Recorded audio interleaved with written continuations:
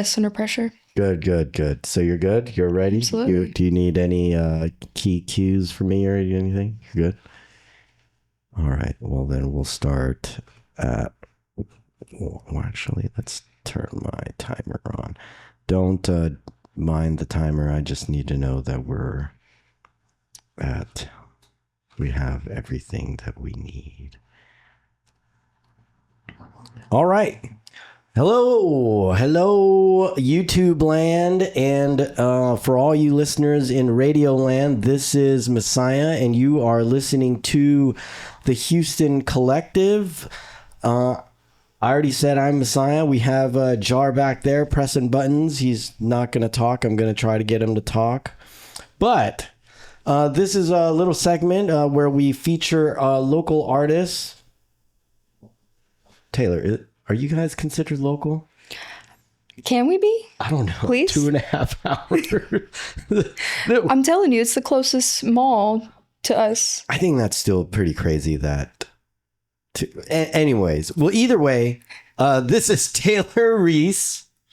And thank you for driving really far to do this super unprofessional, not normal podcast. No, I'm sorry, radio interview, because this will be on KPFT 90.1 FM. And also, consider donating. KPFT.org. Keep the airwaves and the lights on. And we're in Texas. We need that AC also. So now that I got all the intro stuff out of the way, let's get into the meat and the origin stories of Taylor Ries. Taylor Ries, that would be me. Yes, that is you. So what do you do? I know I found you because you play ukulele covers. Yeah, for now. No original stuff yet, right? Not yet, no. I haven't figured out what kind of trauma that artists have to go through to be able to write their own content, but I'm working on it. I think that's just living life. Life is enough content to write about, right? Right. And I just turned 26 last week, so I'm on my way. Hey, happy belated. We're not going to put your birthday out there because, it's the internet. Unless you want to. It's up to you. I mean, it's public on Facebook anyways, but no. Oh, they know everything. They know everything. They give you suggested ads to buy this, and that, and have you bitten on any of those ads? Oh, absolutely not. Oh. You're smarter than me. I do not buy internet ads because I'm a starving artist. True. All right, so please let us know how you got started in music, because the little background information I got is definitely quite a story. So I'll let you share that. Yeah, so I started doing music. While it's a little bit complicated, I've always wanted to do music. But my inspiration for my music is my grandfather up there. When I was just a little girl, he would play these instruments that he built himself, including this curly pine mountain dulcimer that's in my lap right now. This is the second time I've ever been allowed to hold it, so this is an honor for me to not only be here, but to bring this in with me. But he would play for us, and I was always really interested, but he only passed away when I was 11 years old, and I was one of the only grandkids that spoke about him at his funeral. And I was the only one that was able to maintain that, just like no tears, just seriously out there to speak about him, because he was always the sweetest member of my family, and he just always wanted to spread love, spread his music. And so I got up there, I was 11, and I made that whole church cry. I mean, I was just powerfully talking about my grandfather, just who I loved. And ever since then, I've had this passion, the desire to play music. But up until almost 3 years ago, it'll be 3 years in October, I sat down and I taught myself how to play the ukulele and how to sing, because I always wanted to sing, but growing up, your parents can be kind of funny. Hey, who sings that song that you're singing? Oh, Katy Perry, let's keep it that way. Okay. That would literally be their response to me. That was the support that I had growing up. And so I never really wanted to sing in front of people. But then all of a sudden, when I became an adult and I lived on my own, I didn't have a lot of money, but $30 ukulele really took me a long way. Since then, I've performed for 450 people in front of the Texas Country Music Hall of Fame John Ritter Tribute Showcase last summer. This time last summer, yeah. Was that also in Houston? No, it was actually in Carthage, which is only a 45-minute drive. Hey, that's a lot closer. But that was the first time I wore cowgirl boots and a cowgirl hat, so that was a new exciting thing for me. I mostly listened to like emo music growing up, pop, punk rock, that kind of stuff. But someone tagged me in a post and they said, hey, there's this country showcase, you should go audition. It's for new musicians. And I was like, okay, cool. Next thing I know, I'm singing in front of 450 people like it's nothing. And actually Linda Davis, I don't know if you know who she is. Name sounds familiar. She's the mother of Lady Antebellum, the country group. No, okay, it's a country. She's in the Texas Country Music Hall of Fame. She had announced us, and she also we had to write a little introduction. And every introduction, I always talked about my grandfather and these instruments that he would build. Because really, we never really got to play these. We were kids, and they would hang up behind our table in the kitchen growing up. And I would look at it and be like, that was like my thing when I would walk into the kitchen and see that. It's inspiration every day, even though I didn't get to hold it or touch it. So have you ever played one of these? Because I see that there's 4 strings. I was just wondering if it's like tuned like a ukulele. I actually don't know the tuning of how it's supposed to be. My mom told me that my grandmother gave her this one because it would never work. She said that it was built with this curly pine wood, which curly pine, I've done some research on it. It's like it's a malfunction in the wood, and it gives it this curly texture. And that's why my grandfather wanted to build it this way, because it's made with this specific wood that it's almost like a cancer to the tree. Mm-hmm. And it makes it very unique in the way it's curly, but it's not the best instrument to get to play. When my mom was dedicated, she found a woodworker who was able to string it and get it to strum. Oh. It may not be in tune, but once it's mine one day, I hope to be able to really master it. It's called a mountain dulcimer. And all the other instruments that are pictured, this is only one of 3 that remain. He used to build pan flutes and things like that, but a lot of them were lost in Hurricane Rita, if you guys remember that. No. Hurricane Rita back in 2003, maybe? Yeah, I wasn't here in Texas by then, but I have heard stories about that. So how many instruments that he's made is still within the family, or are they all sold to a new home and all that? So my uncle has one. He's in Idaho somewhere. He plays organ for the church in Idaho. Then my aunt has the violin. I don't know if you can see the violin behind me. She still has that one. That one's never gonna get to me, sadly. That one's the one I really want. But there's technically 3, and then the dulcimer is the one my mom has. Ooh. All the other ones were either destroyed in Hurricane Katrina or Rita, and or just given away to my grandfather's friends before he passed. He was really gift giving, and actually the guitar he built was given to one of my cousins as well, but it got again destroyed in one of the hurricanes. Man, hurricanes ruining stuff since the beginning of time. It's kind of their thing. Yeah. Well, to start anew. But yeah, either way. So did he make all wooden instruments that were all stringed? Like that was his thing, and that's what he made his living from? Because that's pretty cool. He actually was a welder for DuPont. Oh, so this was his hobby? He did this as a hobby. And I don't know if you can see it behind the table that he made back here. Mm-hmm. That's still our dinner table in our home. So my mom has the table and she has the dulcimer. So these are the things that my mother got passed down. That's his first child, my mom. And so we still actually have that dinner table, and we would eat at it every night growing up. Yeah, and you'd be like, yeah, Grandpa made cool stuff on this thing. And he learned a lot of instruments, like playing the piano. But again, he passed away when I was 11.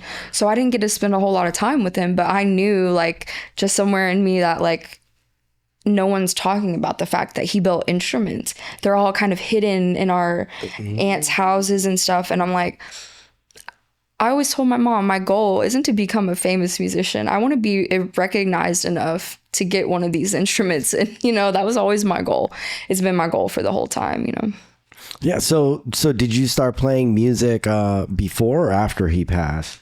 It was after. After. It was technically, if we want to get real technical, I took a guitar class my freshman year of high school, which I was probably 14, 15, I'm not really sure. But I took a guitar class, and it was a classical guitar class. I always kind of hated it because we had to hold our guitars up like this and play just the 3 notes every day. But what it did for me though is it got an instrument in my hand every day. And if you don't do that, that nitty gritty work as a musician, I mean, that's really what builds you, Yeah. is sticking through the hard times of like, oh man, I really don't want to play Mary Had a Little Lamb for the 100th time.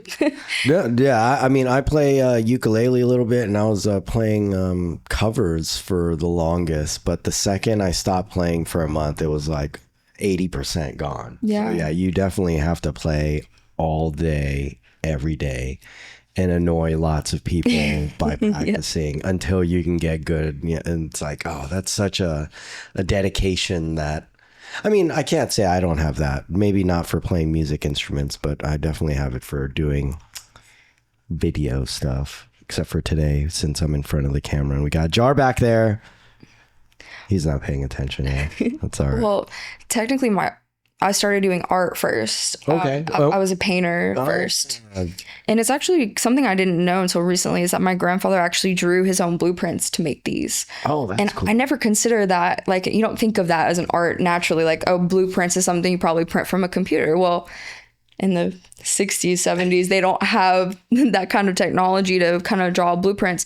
So I didn't think of him as like a visual sketching artist until I realized that he built all these instruments from his own blueprints.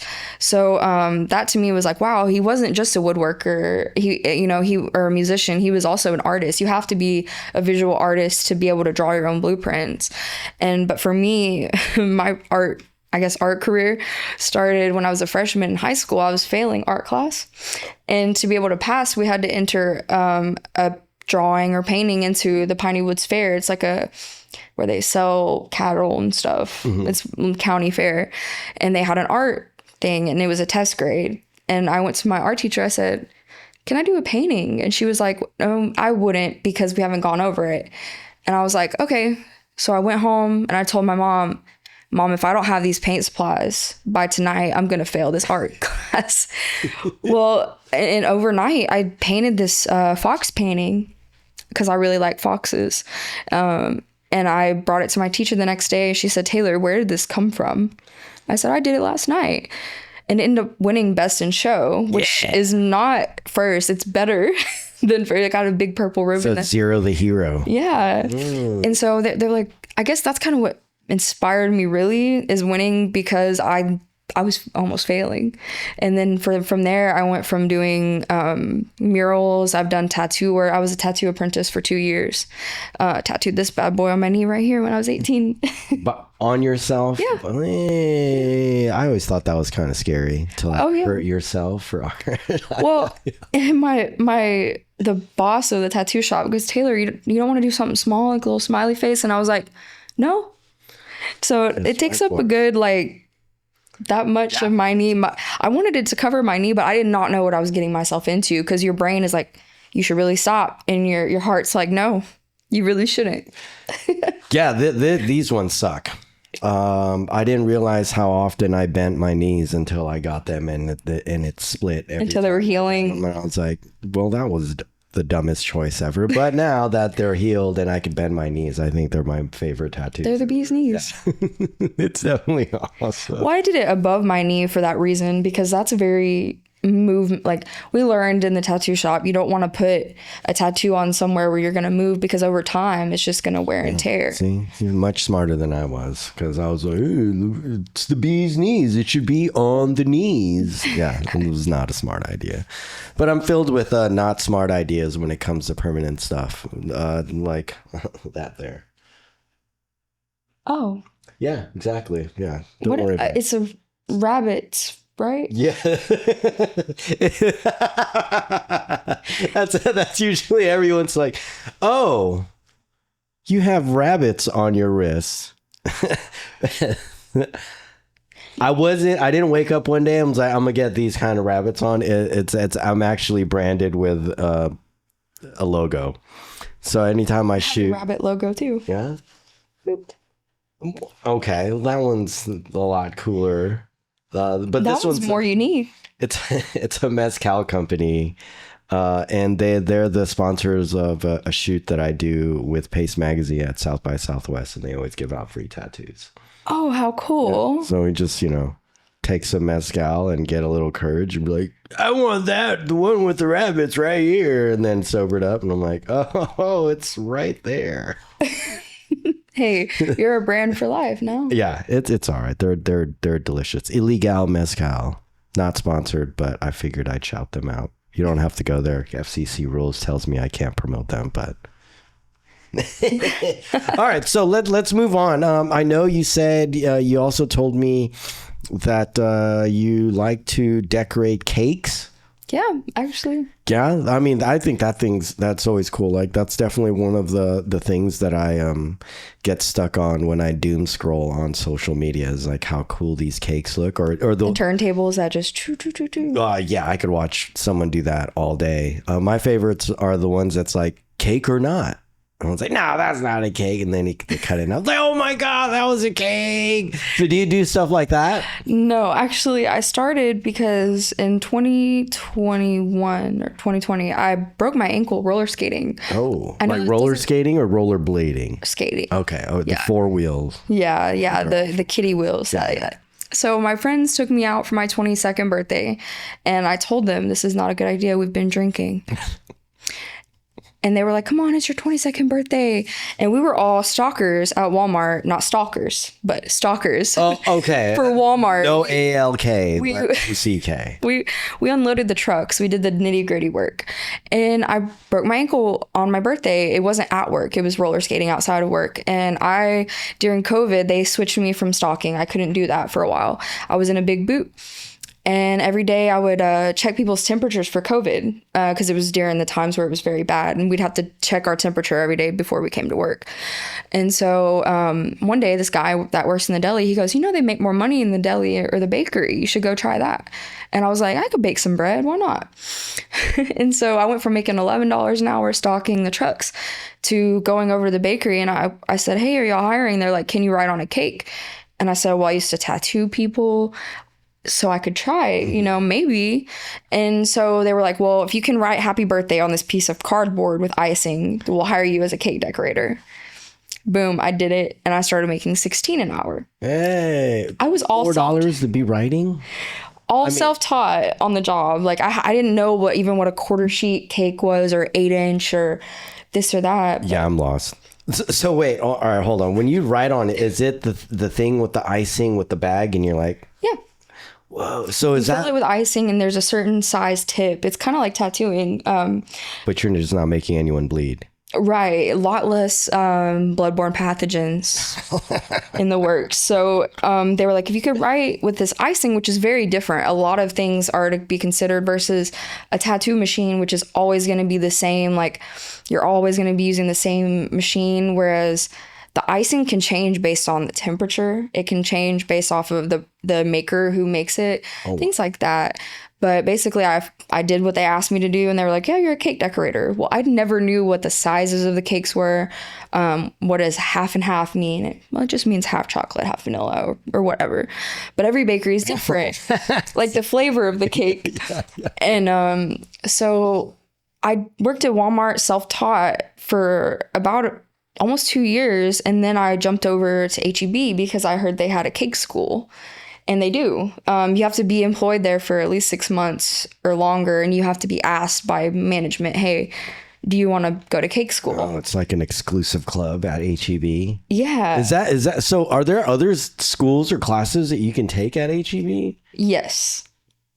I didn't know this, but you can actually even take a meat cutting class. Like if you're working in the deli, or if you want to be like, HEB takes care of their people, I'll give them that. That's kind of awesome. So you have to get experience first before some upper management's like, hey, you're doing real well. You want to go to this school? Yeah. I would assume it's at HEB too, or do they send you off somewhere? So I was working at the HEB in Lufkin, which is outside of Nacogdoches. It's about 30-minute drive to work every day. But they sent... Close? Oh, I know where Lufkin is. Wow. Yeah. Sorry. It's getting further and further connections. away. Yeah. Well, the cake school they sent me to, I had to drive every week for 3 weeks to Humble, and they have a little HEB, and it looks like a regular HEB, but you go in, and there's a little door that says cake school on it, and you open the door, and it's like a whole classroom without ovens, but for just decorating cakes. The first week they have you practice on styrofoam, and then you go from there and start making cakes, production cakes for the store for the whole month, basically. Whoa. There's a wedding cake class too. Did you take, so how far did you get? Well, I graduated from the actual cake school. So you had to go through all that, like wedding caking. I don't even know if that's the right term for that. So birthdays and writing and like making Lilo and Stitch on top of stuff. I don't know. If you have the copyright. Okay, yeah, that does make sense. And that's pretty cool, though. That's why when you go to Walmart or HEB, they have a book, and you can only pick from that book because of copyright. Oh, so is that why, like, when you order, like, Minions cake, they look all messed up, or is that... That's a artist thing. Okay. Yeah, that's definitely. I've made some really cool minion cakes. But I think I know the one that you're referring to that went viral. Yeah, that was actually a tough time for us artists because they were like, "Oh man, we can't take any orders that are outside of the book," and that kind of put a damper on me personally because I like to take things that are different. Yeah. I don't like to make the same 100 Spider-Man cakes every day or Minions or whatever. I personally liked to do more custom stuff. And honestly, when that video went viral, it was like a panic because we could get sued for that. I'm sure the artist that did the cake probably got fired or something. I don't really know personally, but I mean that's still pretty hard. I would have never thought. I mean, I guess because you're making money off of like a trademark image or something like that. Man, so when you make, have you made wedding cakes? Yeah. Awesome. I actually made wedding cakes at Walmart before I even went to HEB because Walmart just trusts their employees. They don't send them to school. They're like, if it's on the picture, you got to make it. Figure it out. So, wow. So what happens if it doesn't look like the picture? Do you have to I mean, I guess if it's for a cake and you get it wrong, you kind of don't have time to remake it that day if they're picking up that day for that day. Yeah, and that's the risk you take by going to corporate bakeries because that's why people will prefer, to go to mom and pop shop down the street because they may have a better reputation. Because let's say at Walmart, there's 3 cake decorators and so-and-so is scheduled to make that wedding cake. Well, what if so-and-so gets sick and the backup decorator has to make it? Then they come to pick up their cake and it's not what they wanted it to be. That falls on Walmart, and that usually ends up them getting like a discount or something like that. But it's all about reputation and cakes. And I've been at it for 3 years now, and I am currently looking for a bakery that isn't corporate because I've probably made, in my cake portfolio alone of just the cakes that I keep pictures of, I have 1,700 cakes in that portfolio. Wow. 1,700 now. And those are just the ones that I want to keep pictures of. So the cake decorating is higher up on the priority to music, or is it along the? I mean, I would love to go on stage and make cakes and sing, play ukulele, and tattoo all at the same time. But it's personally, that'd be a really cool show. I could do it. But personally, I think as much as music started off as a hobby, it's an addiction. It's not something that I can stop. Like, it's something that if it takes me somewhere, great. I would love it. But at my 9 to 5, I would love to keep doing cakes, but it's not, music is definitely my passion. Cakes is like something that, do what you love and you won't work a day in your life kind of thing. I could feel that way, but it never feels that drive that I have with music. So what's the addicting part to doing? Is it like singing music or performing music? Performing.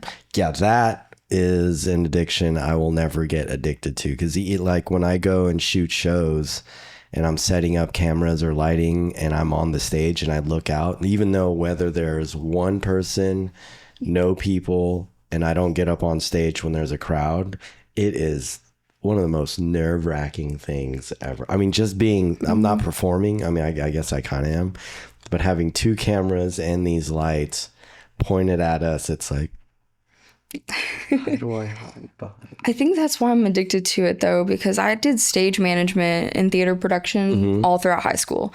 I actually tried to audition to be an actress, and I memorized my lines. I got up there, and once I saw the crowd, just like you said, it all went blank, and I ran off the stage crying. And my director goes, "You can still do tech. You can still do tech theater." And I was like, okay. But then I guess that's the feeling that I love when I get on stage as a musician, because I was never meant to be an actress. Being an actress means you get up there and you pretend to be a doctor or a lawyer. I can't pretend to be that. But when I get up on stage and I'm a musician, I'm just being me. Yeah. So it feels natural. It doesn't feel like, oh my gosh, I have to pretend to have a law degree. No, I get up there and I just play a little bit of, I don't know, I play so many different covers, but Amy Winehouse, she's one of my favorites. Yeah. You know, I'll get up there, play Amy Winehouse. That's just what I'm doing in my bedroom every night, you know, pretending to be Amy Winehouse in my bedroom. So what's the difference if 100,000 people are watching me? You know, I'm addicted to that feeling of, man, I can do this. Not a lot of other people can. Yeah, I'm definitely one of those that can't do it. I mean, Jar gets on stage all the time. He's like such a timid dude, and I'm just kidding, Jar. You're not timid. Yeah, he's waving to us. I always try to include the behind the scenes people. So I used to be one, so I understand. Yeah, and I still kind of am. What's I don't know what that is. You know? Oh, I was like, that's weird hand gestures. Yeah. I was like, what are you doing over there? All right. Okay, so. And then we talked recently about your newest adventure. I don't know if it's an adventure. Is it an adventure? So the nursing home thing. Yeah. So let's talk about that. Like, how did you get into this, and how did it start? And now you're doing tours. My grandfather. So full circle. It is exactly a full circle, because I was really struggling performing in bars and nightclubs, doing karaoke and stuff, or open mics, because first of all, I'm single. I'm 26 years old. I would go by myself, and that was ended me in so many scary situations. But one day I went back and I was reading one of my grandfather's obituaries, because I remembered it said something about he would play at nursing homes. And my mother used to say that he would do that because no one else would listen to him. He would go play at nursing homes.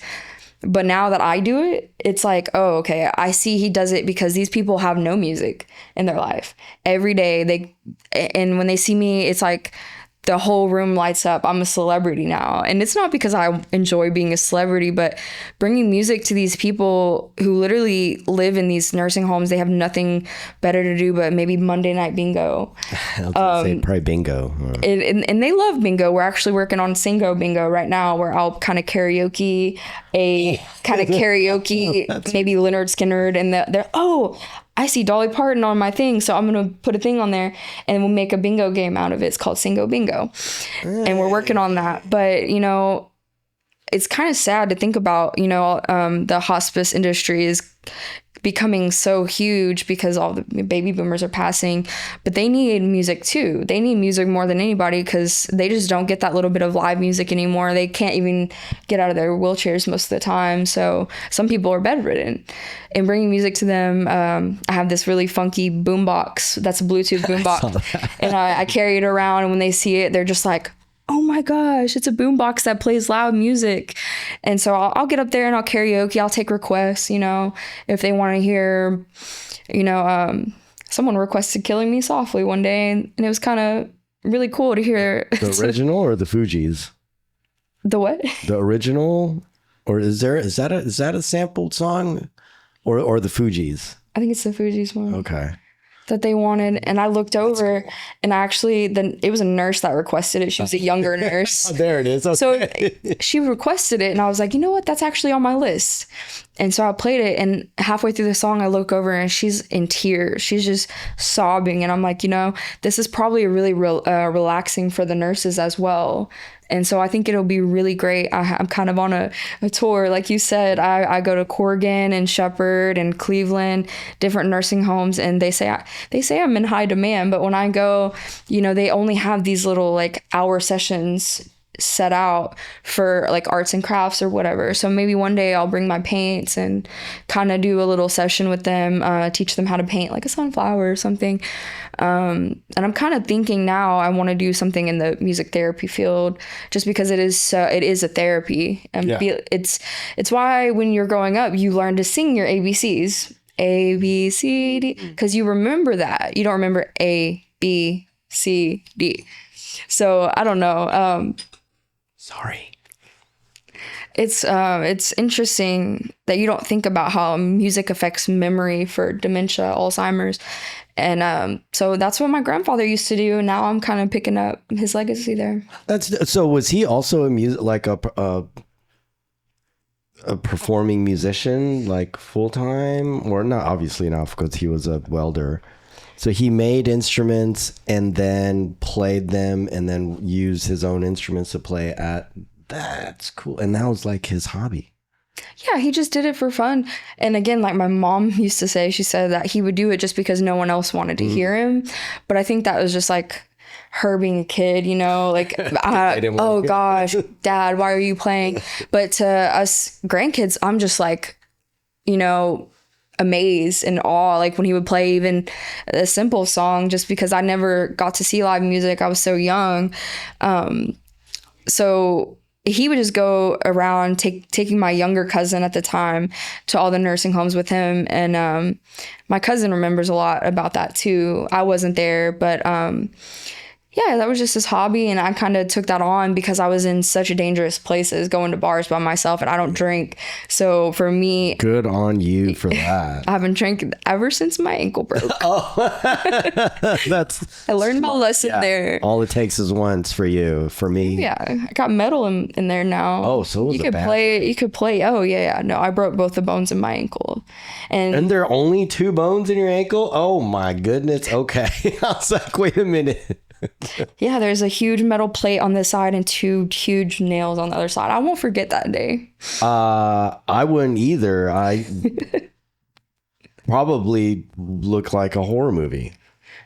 And it's funny because the roller skate was on and they wanted to take it off, and I said, no, we need to call the ambulance. I think I might have twisted it.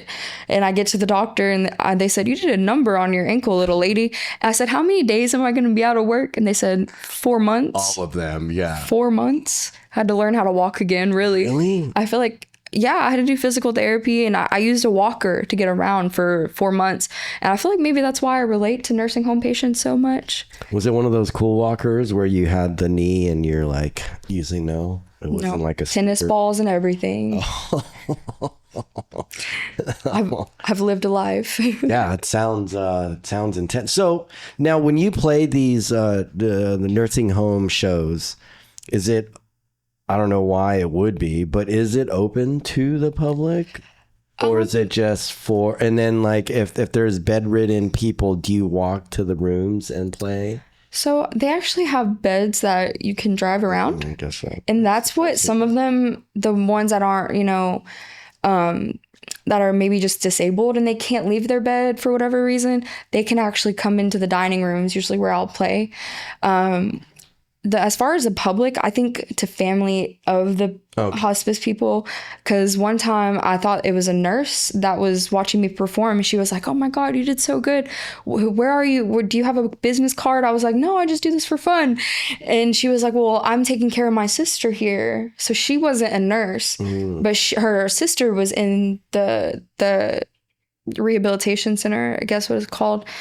And so that would be considered, I guess, public, but these are just family and friends. Got it. As far as it being like open to the public, probably not, especially because of COVID coming back around full force. Yeah. Oh, okay. Well, I was trying to see where people can see. Well, I mean, I guess if they follow your TikTok, because you're always on there. You're always playing something live, and I was like, oh man, see, she's handling it. So yeah, let's let everyone know where they could find you, and as far as how they can hear your music and your covers and all that fun stuff? So all of my covers are going to be on either my Instagram or my TikTok. My TikTok is ukulele, like ukulele, but the Y was taken. So it's UKULADIE. Oh, Because the Y was already taken. I'm sorry. is there a Y in you? Someone got that before I did. And then tailored to you is my Instagram, and I try to keep all my cover spam on there as well. Other than that, Facebook, Taylor Ries. Okay. I was in a competition with America's Next Top Hit Maker, but it ended. Okay. The top 10 or whatever got picked recently. I was in second place the entire time, and they finally cut it off to be in Rolling Stone magazine, and whoever wins gets to play at South by Southwest. Oh, I didn't know that was a thing. I thought it was something else. The Future Music Festival, yeah. Oh. But if I had to rely on people voting for me every day, and that's pretty tough if you're not on American Idol or something like that.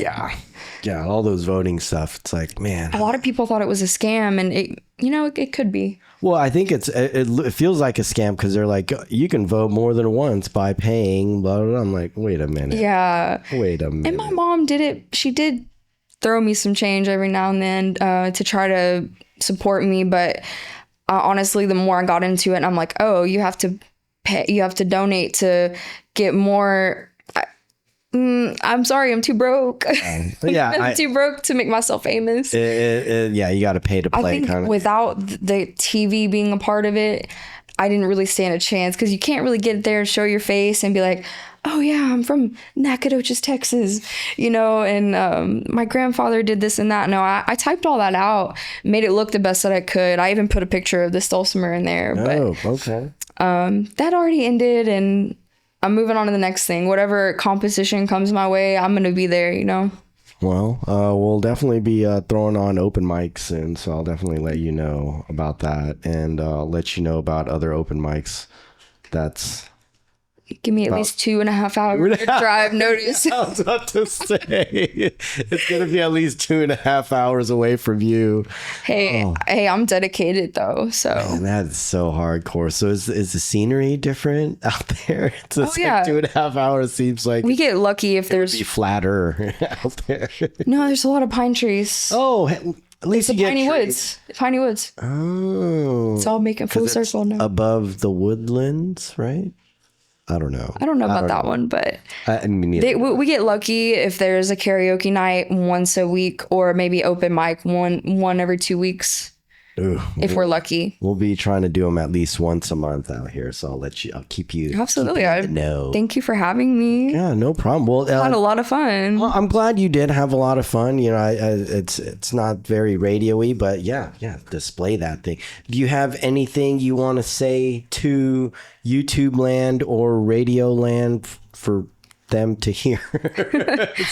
Thank you for having me, and I guess my hope from all this is just to keep spreading the joy of music. To me, it's not about getting your name out there to become famous. It's just to keep the positive energy going, whether that be from your grandpa or, to the people out there who need music. I hope that people can start to really grasp that it's not always about, you gotta get a good audience.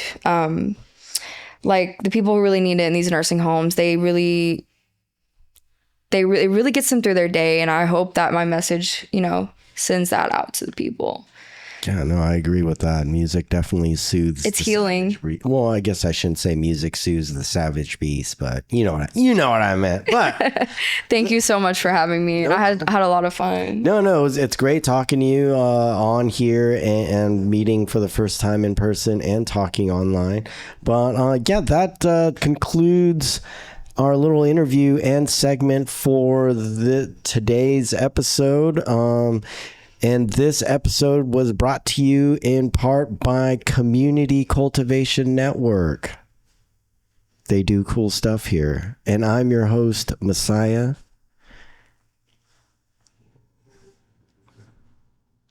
Catch you next time.